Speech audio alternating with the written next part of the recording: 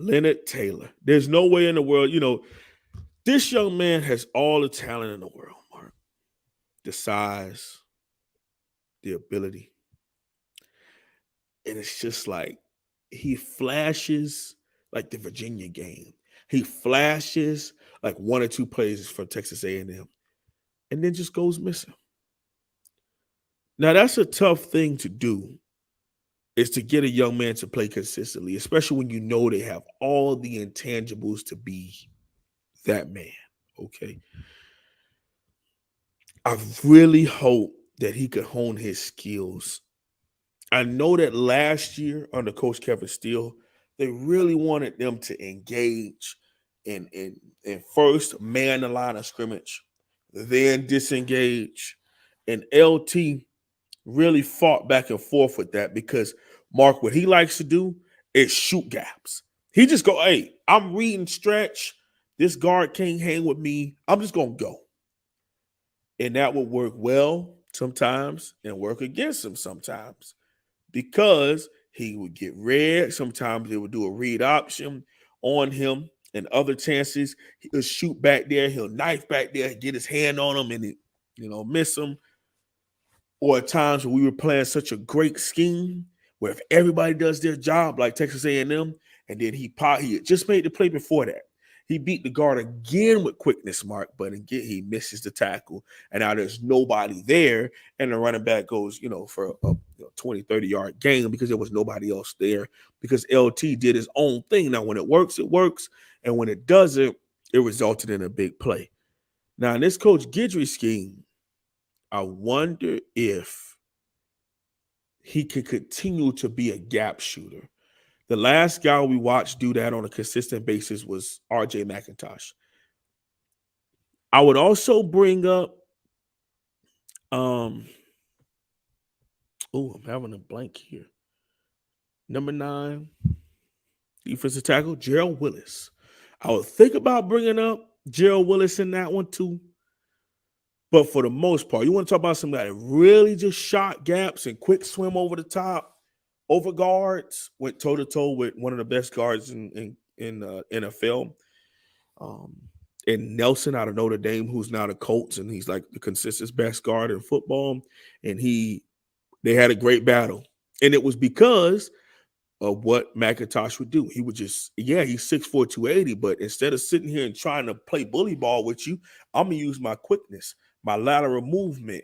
I know that I can bounce out and back inside. I can rip in you. I can swim right over you while you're just trying to maul me off the ball. And now you're just eating grass off the ground because I just keep going right over top. I think Leonard Taylor can be the same caliber of young man if we just let him loose. Again, the tough part about that is the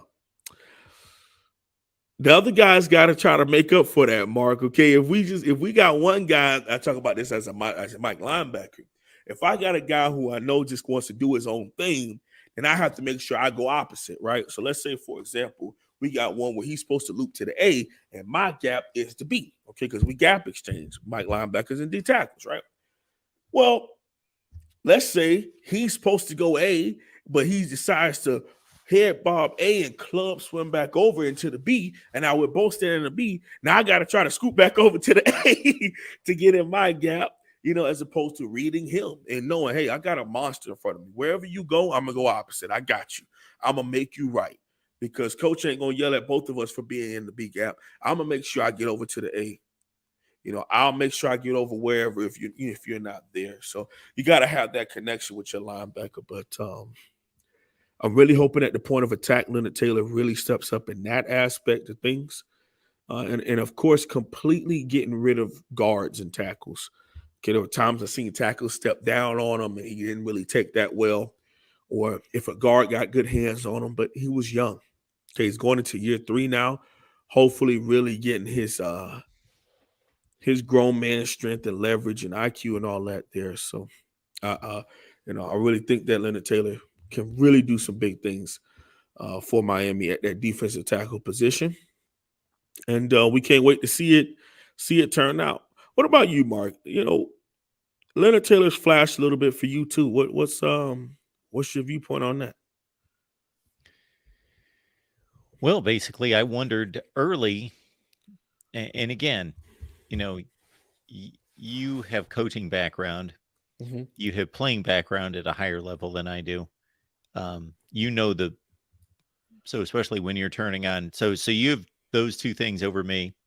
Then on top of that, if you're watching a Miami game, like I know who the players are. You know what to look for. You know their individual games. But I mentioned to you, I think at the time that I'm watching the game like most people watch the game that have a level of football knowledge. So I'm looking for certain things, but I'm watching the game like you watch the game, and I'm thinking of Virginia in particular, and like somebody really has to be devastating and really has to flash and really has to be beating the guy in front of him. And it's not just always a tackle for loss kind of play where it's Hmm. obvious, okay, somebody made a great play, they beat their man, tackle for loss. No, it was sometimes the play went away from him. Sometimes there was no stat Hmm. uh to back it up. It was just I could just see he just showed. And then that next week, talking to you, talking to Cam, finding out, okay, where's he been? Did he just show up in this game? No, he's not getting enough reps. He's he's not getting enough play. That that's that's when I remember him first catching my eye. And of course, I knew the name, and I we had talked about when he signed, and I was ready to see him play at that level, but it was noticeable. Yeah, I mean, the biggest thing about D tackles really jump off the screen. They're really close to the quarterback. Edge rushers, everybody talks about how edge rushers can bend that corner. Yes, but the shortest point between, shortest distance between 2 points is a straight line. And when you're that close, if you, again, Mark, I'm telling you, club swim right over that center guard, the running back and quarterback is literally standing right there.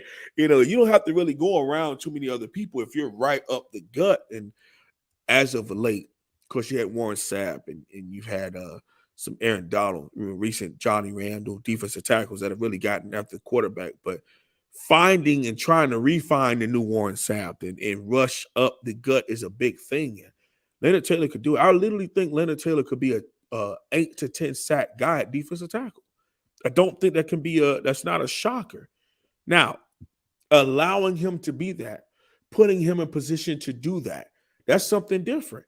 Okay, if you got a young man who's worried about, man, I don't want to lose playing time because although I made that play, I might get a minus because I didn't attack the veer of the neck properly and I didn't grab the inside of it. And I didn't have my perfect hand placement and I didn't play with perfect leverage. So coach gonna pull me out for 5 plays because I didn't do my job specifically, although I made the play. Listen, there's coaches out there like that. Personally know coaches like that who, well, I don't like my D tackles to work spin moves, and you keep doing spin moves. So yeah, your snaps coming down this week. There's people like that in the world. There really are. Um. Anyway, uh, I really like what he brings to the table.